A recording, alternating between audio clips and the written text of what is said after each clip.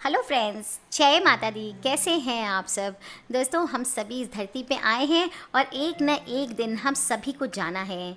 यमराज जी जो हमें लेने आते हैं वो ये इस बात के 4 संकेत देते हैं कि हर मनुष्य को वो बताते हैं कि उनकी मृत्यु उनके करीब है। दोस्तों, सृष्टि के नियम से ना सिर्फ इंसान बल्कि भगवान भी बंधे हैं। श्री कृष्ण भगवान को ले लीजिए, श्री राम जी को ले लीजिए, जो जिसने भी इस धरती पे जब जब जन्म लिया है सबको जाना ही पड़ा है।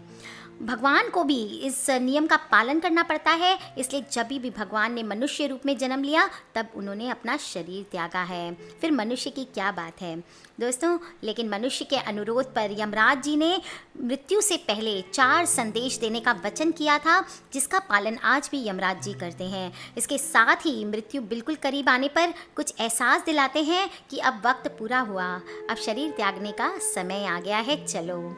दोस्तों, आज मैं आपको बताऊंगी, सबसे पहले आपको पता ही होगा कि मौत के देवता हैं यमराज। हिंदू धर्म में यमराज जी को मृत्यु का देवता माना जाता है। इनका कार्य शायद आप अपने को बुरा लगे, पर इन्हीं के कारण इस धरती पर संतुलन बना रहता है। ये दंडधर व्यक्ति हैं जो मनुष्य को मृत्यु के बाद उसके कर्मों की सजा देते हैं। दोस्तों, यम के पिता सूर्य माने जाते हैं। इनकी माता का नाम संज्ञा है और बहन यमुना मैया, जिनको हम कहते हैं वो यमुना मैया इनकी बहन है, और शनि देवता इनके भाई हैं। इनका वाहन भैंसा है और संदेश वाहक के रूप में उल्लू और कौवा हैं। इनके हाथ में गदा होती है। इनके मुकुट पर भैंसे के सिंग लगे हुए हैं और कर्मों के अनुसार दोस्तों ये अपने सहायक चित्रगुप्त के साथ मिलकर के मरने वाले प्राणी को उसके अच्छे बुरे कर्मों के अनुसार आगे का स्वर्ग या नरक लोक प्रदान करते हैं। यदि हमने बुरे कर्म किए तो नरक की आग में तपना होगा, और यदि हम अच्छे कर्म करेंगे तो स्वर्ग का सुख पाएंगे। दोस्तों, ये गरुड़ पुराण में बहुत ही विस्तृत से बताया गया है, और एक प्रचलित कथा के अनुसार यमराज जी ने अपने एक भक्त अमृत को वचन दिया था कि वे हर किसी को मौत से पहले ही 4 संकेतों के जरिए इसकी सूचना भेज देंगे, ताकि लोगों को पता चल जाए कि उनकी मृत्यु कब होने वाली है, कैसे होने वाली है, और अपने सारे अधूरे काम पूरे कर सकें।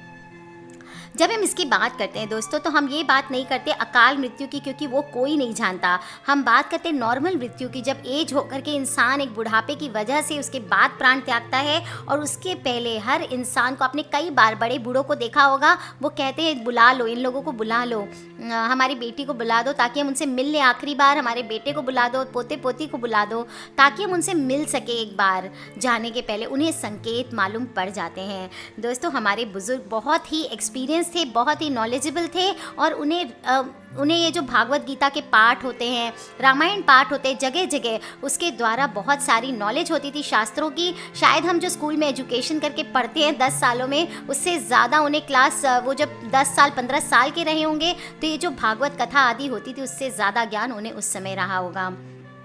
दोस्तों, सबसे पहले उन 4 संदेशों की हम बात करते हैं जो यमराज जी सामान्य मृत्यु से पहले हर किसी को भेजते हैं। हम बात कर रहे हैं दोस्तों सामान्य मृत्यु की। आपने देखा होगा कि जैसे जैसे एज बढ़ने लगती है, तो सबसे पहले क्या स्टार्ट होता है, हम कैसे बोलते हैं कि ये बंदा एज बढ़ रही है, व्यक्ति के बाल सफ़ेद होने लगते हैं। आजकल असमय सफ़ेद होते हैं, इसका मतलब ये नहीं है कि आपको कुछ होने वाला है। हम एजेड लोगों की बात करें, एज के साथ की बात करें, आजकल लिवर प्रॉब्लम्स की वजह से भी बाल बहुत जल्दी सफ़ेद होते हैं। दोस्तों, अगर आप हट्टे कट्टे ह्यूमन बीइंग हैं और एज के साथ आपके बाल सफ़ेद होने लगते हैं, तो इससे पहला संदेश माना जाता है कि अब उम्र बढ़ रही है, मोह माया की दुनिया से बाहर निकलना शुरू करो। जैसे जैसे मनुष्य की उम्र बढ़ती जाती है, मनुष्य के बहुत सारे शरीर में बदलाव आते हैं, स्वभाव में बदलाव आते हैं, खान पान में बदलाव आते हैं, और थोड़ी थोड़ी उम्र बढ़ते बढ़ते मनुष्य के दांत कमज़ोर होने लगते हैं। पहले जो मनुष्य एप्पल काट काट के चबा चबा के अखरोट को दांतों से तोड़ देता था, वो आदमी अब एक बादाम खाने में भी सकपकाने लगता है। दोस्तों, धीरे धीरे समय के साथ दांत गिरने लगते हैं। दांतों का गिरना एज के साथ ये बताता है कि व्यक्ति का शरीर मुरझा रहा है। व्यक्ति का शरीर ये कहने लगा है कि मुझे अब मुक्ति धीरे धीरे मिल जाएगी, अब तुम मेरा मोह मत करो। उसके आसपास वालों को समझ जाना चाहिए कि अब ज़्यादा दिन उनके नहीं हैं।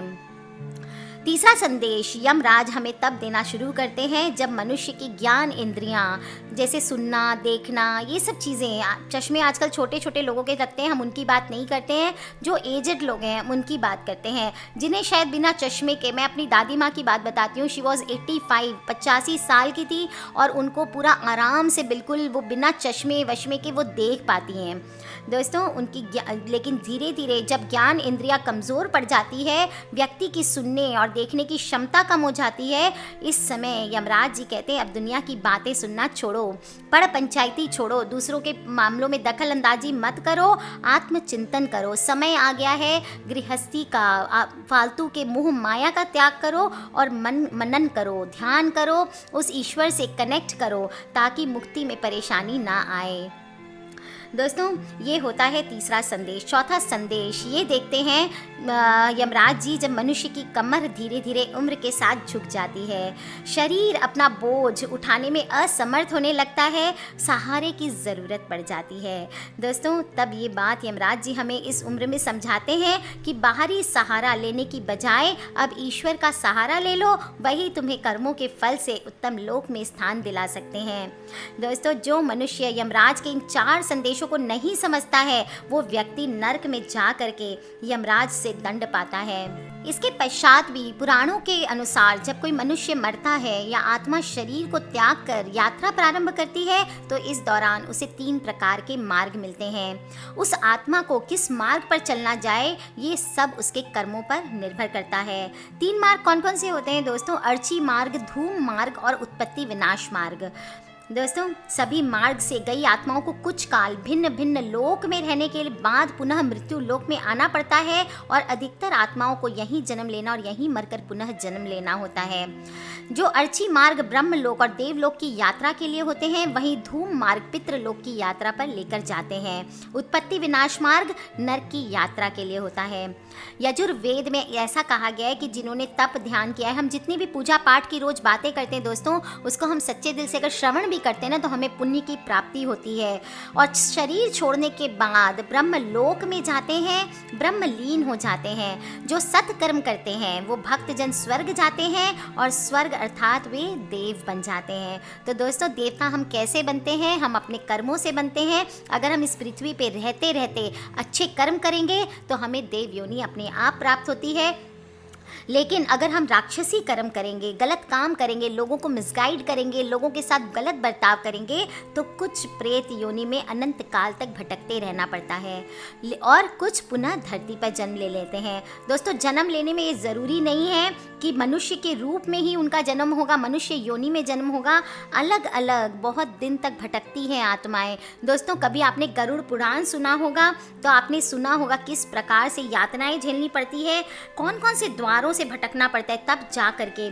बहुत वास्ट सब्जेक्ट है, हम बात करें तो बहुत लंबा सब्जेक्ट है, इसलिए शॉर्ट में मैं आपको बताती हूँ कि अगर आपको ये 4 में से उम्र हो जाए और ऐसा लगे कि चारों में से कोई भी आपके घर में बड़े बुजुर्ग हैं, उन्हें अगर ऐसा लगता है कि वो इस तरह के साइंस उन्हें दिखाई दे रहे हैं, तो समझ लीजिए कि उनकी मृत्यु निकट है। यमराज के साइंस आ चुके हैं कि उनकी मृत्यु बहुत पास है, इसलिए अपने बड़े बुजुर्गों की सेवा करें। ऐसे लोग जो इस धरती से, पृथ्वी से विदा होने वाले हैं, उन्हें अपना ढेर सारा प्यार दें, अपने माता पिता की सेवा करके उनका आदर मान करें। दोस्तों जब जीवित प्राणी का संसार में काम पूरा हो जाता है, तो उसके शरीर से प्राण यमराज अपने काल पाश से खींच लेते हैं, ताकि प्राणी फिर नया शरीर और नया जीवन शुरू कर सके। यमपुरी यमराज जी की नगरी है, जिसके 2 महाभयंकर 4 आंखों वाले डॉग्स पहरेदार हैं, और यमराज अपने सिंहासन पर बैठ करके विचार भवन में मरने वाले की आत्माओं को एक एक करके बुलाते हैं, जहां चित्रगुप्त सब प्राणियों का बही खाता खोलकर लेखा जोखा यमराज को बताते हैं। दोस्तों अपने कर्म अच्छे रखें, तो वो यमराज जब आपको न्याय सुनाएंगे, तो कर्मों को ध्यान में रख करके जब अपना यमराज फैसला सुनाएंगे, तो आपका भी न्याय होगा, आपको भी स्वर्ग की प्राप्ति होगी। दोस्तों यमराज की कई पत्नियां मानी जाती हैं, उसमें सुशीला, विजया, हेमनाल अधिक जानी जाती है। उनके पुत्रों में धर्मराज, युधिष्ठिर सभी को जानते हैं। न्याय के पक्ष में फैसला देने के कारण ही यमराज और युधिष्ठिर धर्मराज के नाम से जाने जाते हैं। दोस्तों बहुत ही इंपॉर्टेंट इन्फॉर्मेशन है, हम सभी को हमारे शास्त्रों में लिखी ये बात का नॉलेज ज़रूर होना चाहिए। अगर इनमें से कोई सिम्टम्स हमें कम एज में आ गए, तो ऐसा नहीं कि हम बूढ़े होकर के आज ही हमारा ओम नमः शिवाय होने वाला है। तो दोस्तों आप ध्यान रखें, ये बुज़ुर्गों की बातें हैं और ये करने का मतलब सिर्फ इतना है कि ये 4 सिम्टम्स अगर हमें दिखाई दे रहे हैं तो इसके बाद हमें जान लेना चाहिए कि हम धीरे धीरे एक एक पग मृत्यु की ओर जा रहे हैं और समय है कि अब हम मैच्योरिटी लाएं, फिर अपनी लाइफ में शुद्धताई लाएं, पवित्रता लाएं और उस भगवान से कनेक्ट करें, ताकि और हमारे बुरे कर्म हम करना छोड़ दें, ताकि जब हम उस यमराज के सामने खड़े हों तो फिर हमें कीड़े मकोड़ों का जन्म ना लेना पड़े। आज के लिए इतना ही दोस्तों, खिलखिलाते रहिए, मुस्कुराते रहिए। Take care friends, love you all. Subscribe करके रखें ताकि आप और मैं आने वाले वीडियोस के थ्रू कनेक्टेड रहें। जय माता दी एंड बम बम भोलेनाथ की।